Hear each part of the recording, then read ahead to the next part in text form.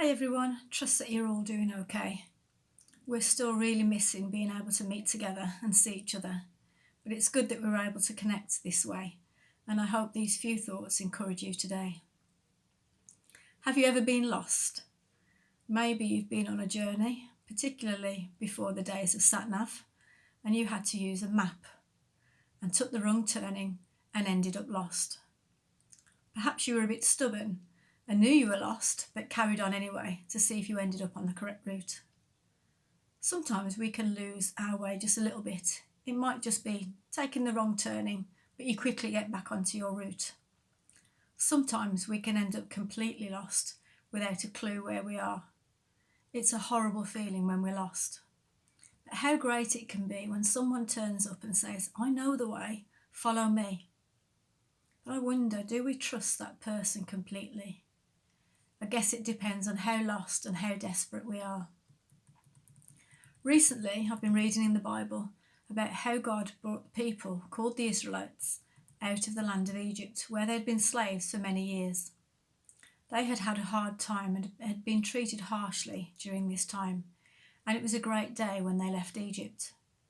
They were about to start on a brand new journey. But this journey was probably not what they imagined. It was long and it was difficult.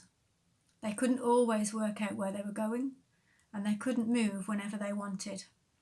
They had to rely on God's direction and trust that He knew where He was leading them. But God was always there with them. He guided them in a cloud by day and by fire at night. And they could see that He was there. God provided food and water and all that they needed. The Israelites had to be careful to obey God and then follow His direction, ready to move when God moved. Every day there were new situations and fresh opportunities for the Israelites to trust God, so that they constantly had to be ready to follow Him. God works the same way in our lives. The Bible reminds us in Proverbs 3, verses 5 and 6, to trust in the Lord with all your heart and lean not on your own understanding. In all your ways acknowledge Him, and He will make your path straight.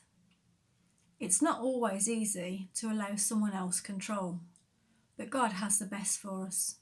He promises in the Bible that when we follow Him, His plans for us are good, and they are to give us a hope and a future. Sometimes we try and work it out ourselves, but God is always in control and has the best plan for us. He knows what's best, and when we trust Him completely and follow the route that He has mapped out for us, then we can be assured that He is in control.